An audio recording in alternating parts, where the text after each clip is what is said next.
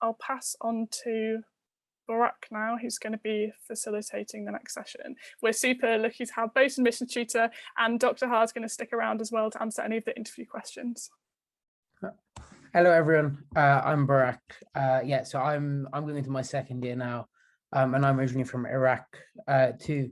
I'm at Fitz, and it's a pleasure to introduce my Director of Studies, who oversees kind of everything that I do for the first 3 years, Dr. Robert Abayasekara. So he also kind of does interviews for us and just goes through all of that process. Right, okay.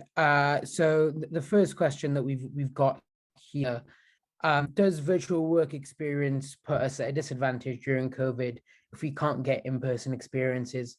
And can we get into medical school only with virtual work experience? The simple answer is yes, because we're all aware of the difficulties associated with getting in-person experience. So virtual work experience is absolutely fine. And it's not the quantity of work experience that you have, it's about the quality. And we are all cognizant of the fact that it's not possible and it has been challenging.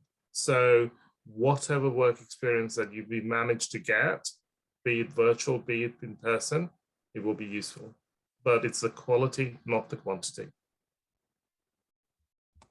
Yeah, definitely. And I think, there are a few similar questions about how much work experience is needed, but I think that's just been covered.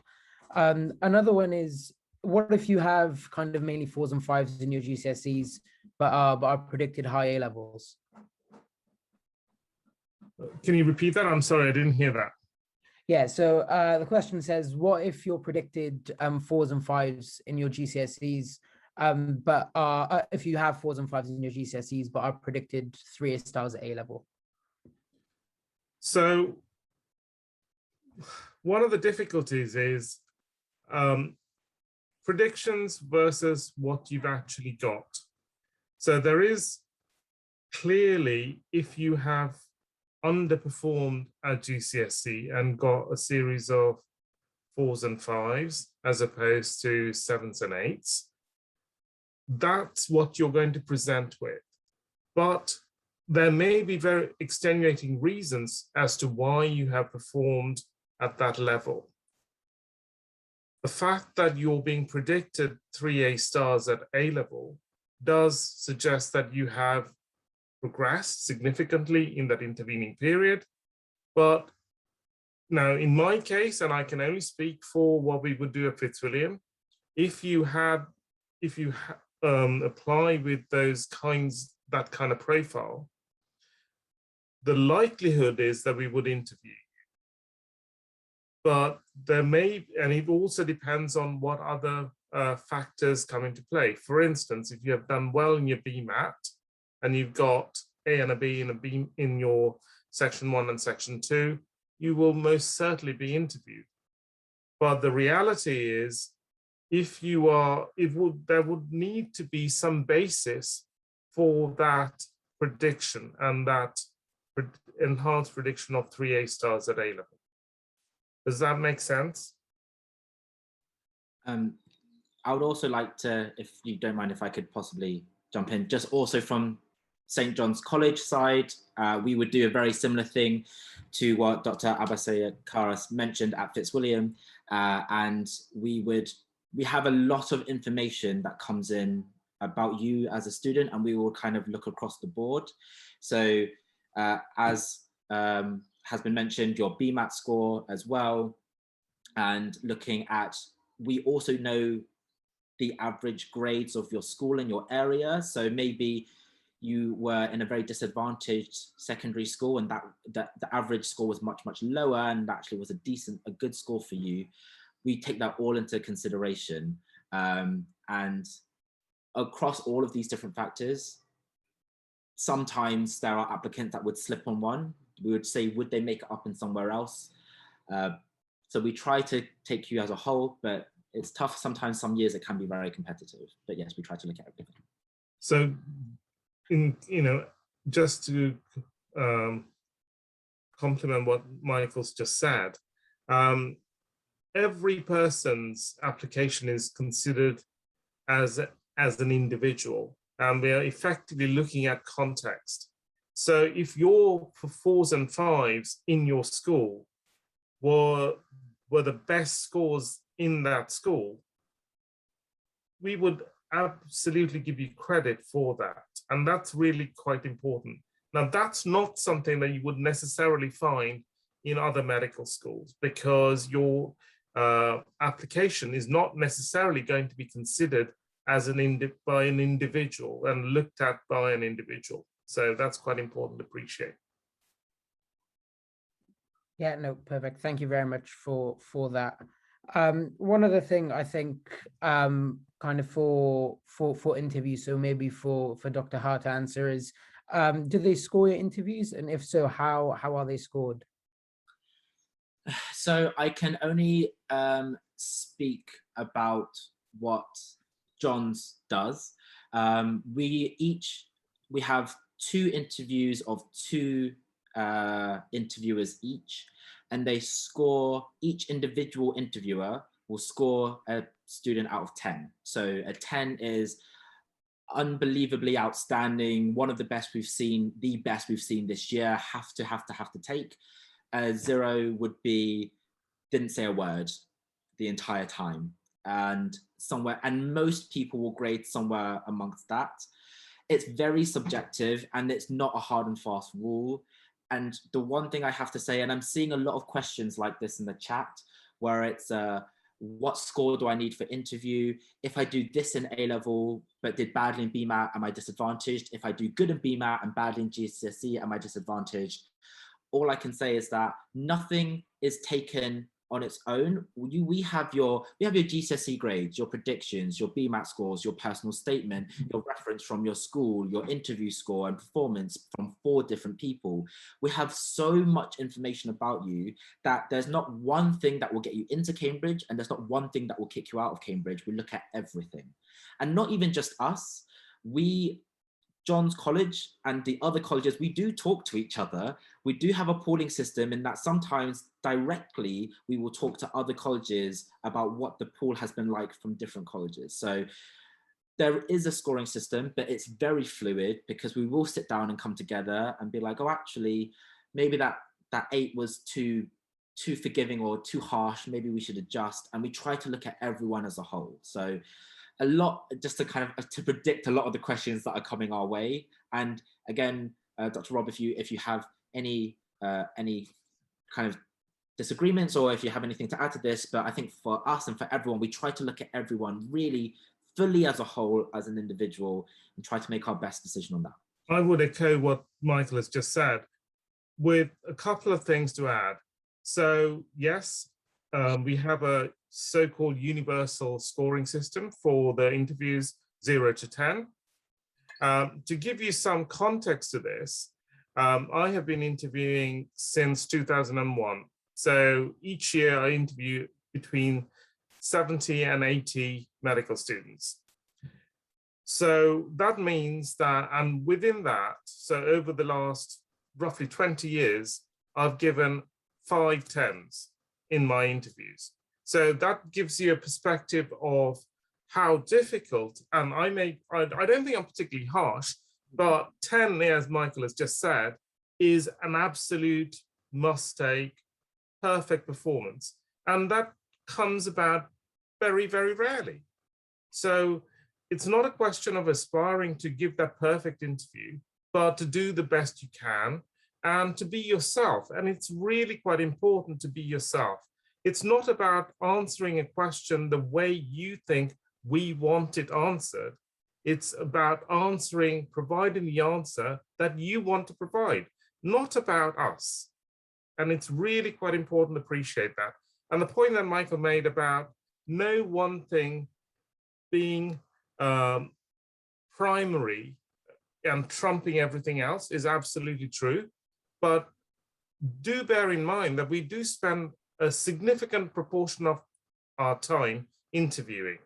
So the interview does carry quite a lot of weight, but it doesn't mean that if you have you know, so like John's, we have at Fitz, we have 2 interviews with 2 people in each interview, which means that you're effectively being scored by 4 people.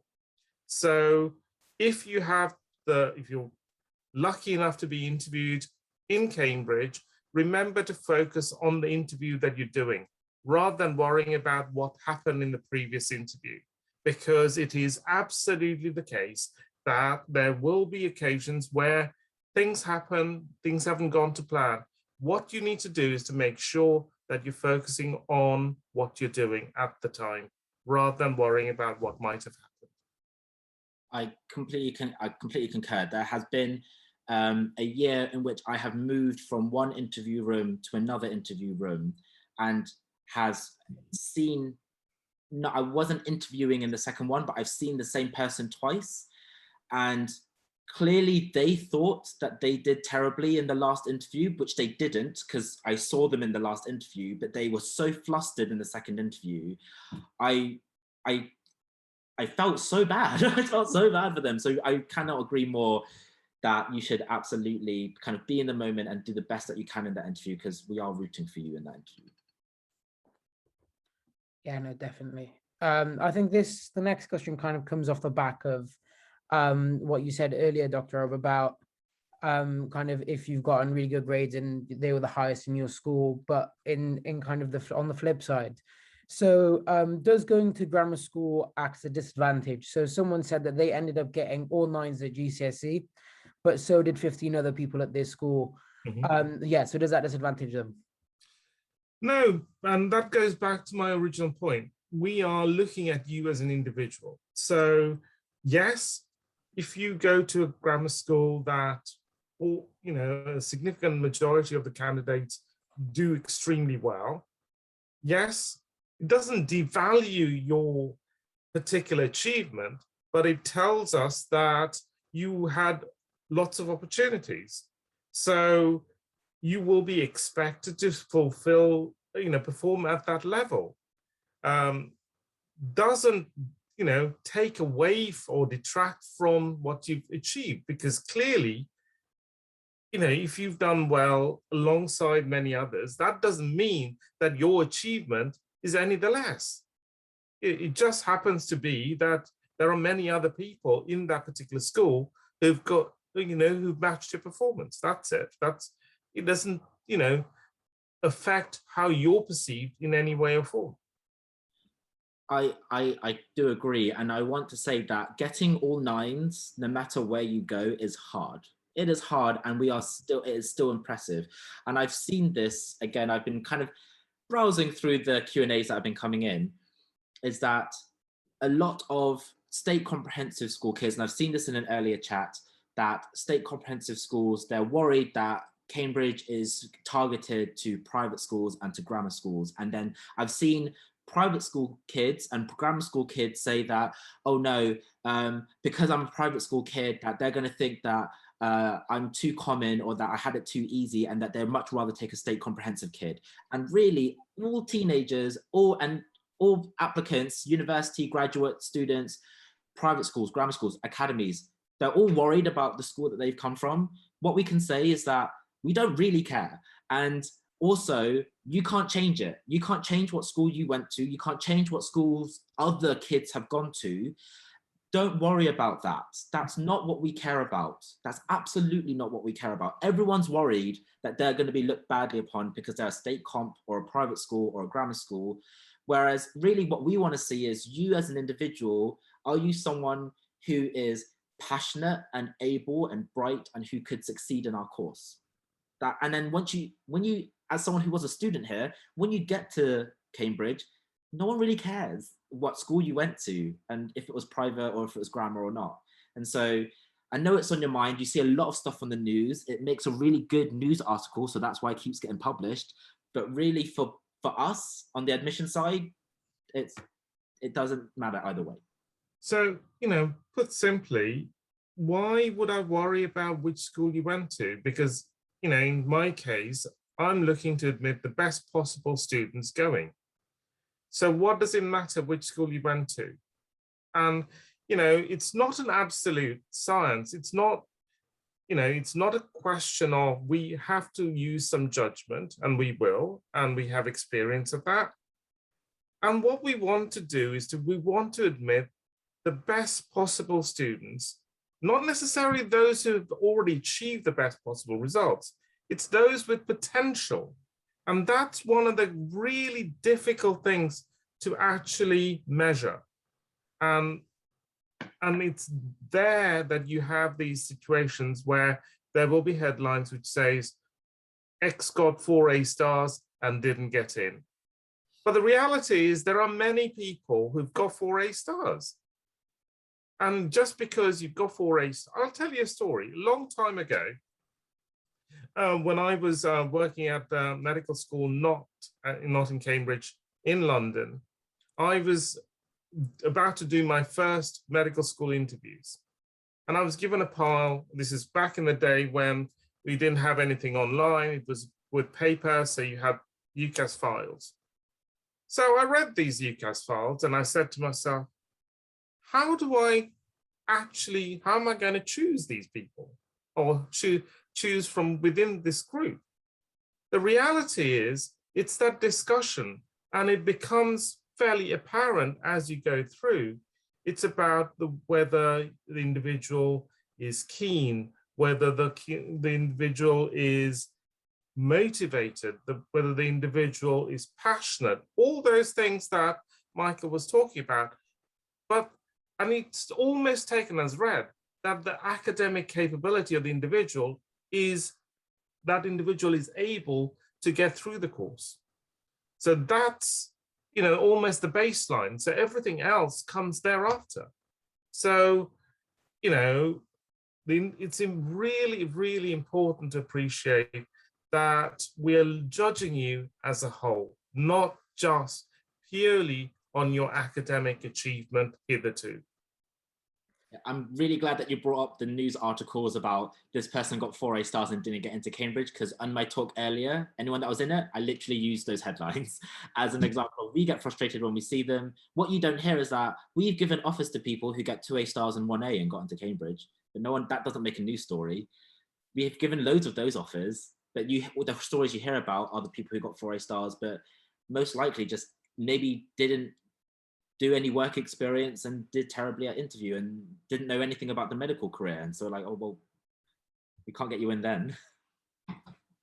It's important. It's one of the things to bear in mind is when you're being interviewed, we're not expecting you to know everything there is to know, because why would you want to come to Cambridge if you knew everything? The reality is it's about how you are, whether we think you will flourish in this environment. And it's also important to bear in mind that it's not for everyone. This course is different. It's a very different way of teaching. If you are someone who likes being put on your mettle, you're being asked questions and you like the cut and thrust of that, absolutely, this is the course for you. But if you're someone who learns in a different way and who doesn't necessarily like to be in the spotlight, then maybe you're better off going to a different university, doing a different medical course. There's more ways than one of skinning a cat, and it's really, really important to appreciate that. Sometimes people get seduced by the fact that, I've got an offer from Cambridge, even though in their heart of hearts, they know that the Cambridge course may not be the best for them. So be brave, be bold in those circumstances and say, this is not for me, go elsewhere. And this is not me trying to diss the Cambridge course or anything like that. This is trying to tell you it's horses for courses. And it's really important to make that connection. And, before you come to interview, make sure you know what there is, how the course is different.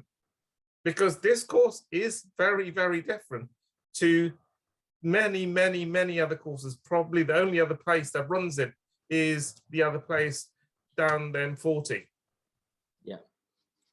Yeah, no, definitely. And I think just going back to the original question, we had some mentions of kind of grade inflation because of kind of the recent center assessed grades. And I think, yeah, I think just because everyone else around you's gotten all 9s or whatever, that doesn't take away from the fact that it is a huge achievement and that it will be considered as that. But so the next question is going to be about the Cambridge SAQ and whether or not you look at it in applications. So we do actually have some extra slides that we don't have time to present, but they'll go out when we send out the PDFs about what the SAQ is. So if either Dr. Rob or Dr. Ha wouldn't mind just kind of telling us about how you look at it in applications, that would be great. Okay, so I'll tell you very briefly and then Michael can add. So from my point of view, bear in mind, we recognize the fact that you have, you're applying to multiple courses, okay?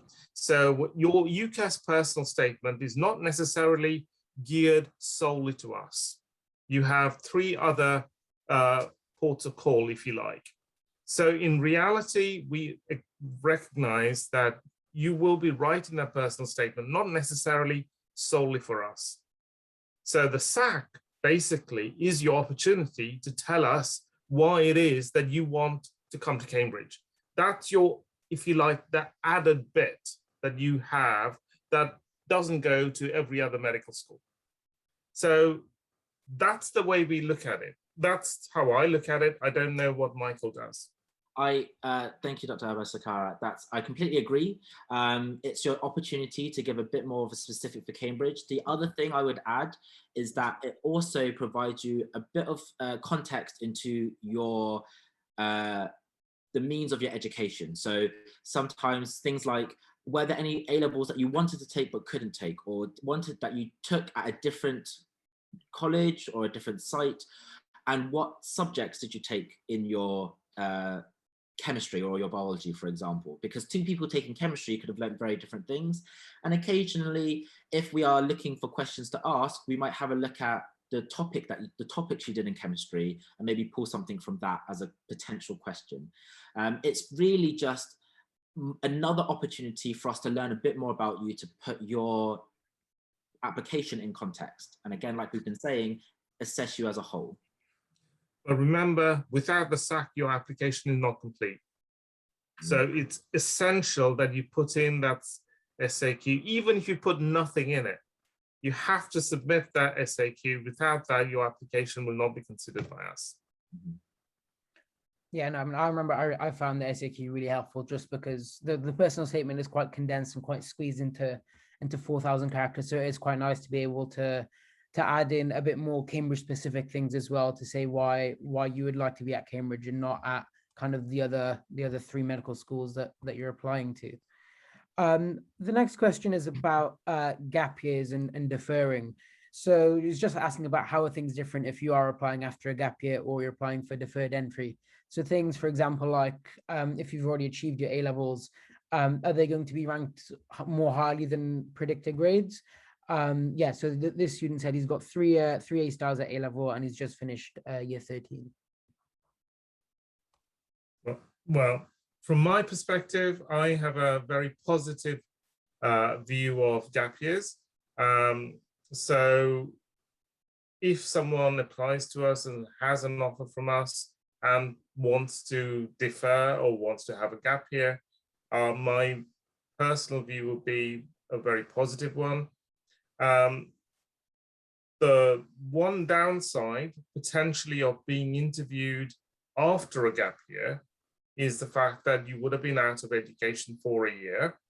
You may not be as on top of things as you might have been had you come straight from school. So that's one downside. But the counterpoint to that is that you would have a year of life experience, which is equally important potentially. Maybe not from an academic perspective, but from just having lived life and being able to look after yourself, manage yourself. All those things I think are incredibly important when you come to Cambridge, because that first Michaelmas term is so tough. If you don't know how to look after yourself, the academic challenges sweep you along, and that makes it so challenging. So from my perspective, I'm a great fan of gap years. From my perspective, I agree. There's loads of great benefits for gap years. I find gap years also a really personal choice for people, and so for that reason, it doesn't really make too much of a difference for me. People choose to take gap years because of lots of different reasons, and there are people who choose not to take a gap year for lots of reasons as well. So the one thing I would say is that if you do take a gap year, I would be intrigued about why. So you might get asked, what are you planning on doing? Or if you've already had it, what did you do? It doesn't mean that you have to have, gone off and saved the world, or you've gone off or anything like that. But it might come up as a topic, and I would be intrigued to see what you've kind of used it for. But because it's such a personal choice, I don't give a pro or con either way. Yeah, no, definitely. Thank you for that. I think we'll have time for one more question before we have to finish off, unfortunately. But I think this one's going to be about personal statements. So it's asking, how far back can your experiences in your PS be? So can you add in something from year 6, for example? It's a personal statement is what it says. It's what it says on the tin. It is your personal experience. It's your personal statement. From again, our experience at Fitz, but I suspect it's the same at John's. The personal statement is, unlike at other medical schools, we're not actually evaluating the quality of the personal statement. So the personal statement is a means of actually opening a discussion, carrying on a discussion. It's not actually scored, whereas some other medical schools actually score that personal statement. So from our point of view, don't worry about it, but we recognize you do worry because you are right in that personal statement, not necessarily for us, but we recognize that as well. I agree. I find personal statements, most of the applicants who apply for Cambridge Medicine have very strong personal statements, and they're usually very, very well written. For me, I use it as a bit of a flavor of a gauge of who you are as a person. I don't personally score it. We don't score it ourselves, but you obviously want to put in the best effort because we're not the only university seeing your personal statement. In terms of how far can you go back, is it relevant to you? Is it relevant to you? Is it relevant to your life? Did it fundamentally change your approach to either your career choices or your university choices, or is it not? And so, again, it's a personal statement, as has been discussed. And so there's no right or wrong answer. It's something that is about you, about what you want to do. And again, we also use it as a thing that we can ask you of. The only thing I would always say in the personal statement is, it sounds really silly, please don't lie in a personal statement. And we still have it. If you get it at Fitz as well, but we see something and we're like, oh, it's so interesting that you've said that you've read this book. How did you find it? And they're like, it was good. I was like, you didn't read it, did you? Or, yeah. It is absolutely essential to be, if you're putting something in, you need to be able to defend it. You need to be able to talk about it. So that is, the simple thing. Like Michael just said, people will say, I read the BMJ or I read New Scientist. So you say to them, what's the most recent article you read in the New Scientist? Tell us a little bit about it. And, look blank. So that was embellishment rather than the truth. Mm-hmm. Yeah, no, thank you very much. So yeah, I think that's all we're going to have time for. So just a big thank you to both Dr. Robert Abayasekara and Dr. Micheal Ha for kind of volunteering to answer these questions for everyone. But I think I'm going to pass over to Mackie or Natasha just to finish off the day. Brilliant, thank you. I've seen a few Q&As still kind of popping in, and there's loads of people with loads of questions. That's great. I'm sorry if we didn't get round to it.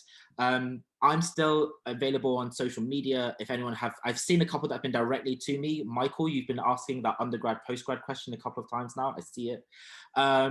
If you find me and message me on Twitter or on Instagram, I'm happy to type up a response if outside of this context as well, or if there's other ways to get questions. We've also got a record of all the questions, so we can send them to anybody who we can get them to the relevant people as well. So we'll be in touch, Michael. Thank you. Wonderful. Thank you, Dr. Abayasekara, and also Dr. Micheal Ha. Your time this afternoon was really valuable, and hopefully the students really got use out of that. Thank you, Barak, for facilitating the session. And also thank you to all our student volunteers and the rest of the committee for preparing today and making it so great. Okay, so just some things to close up, some things to do. Recordings will be made available in coming weeks. We are thinking about posting them on YouTube.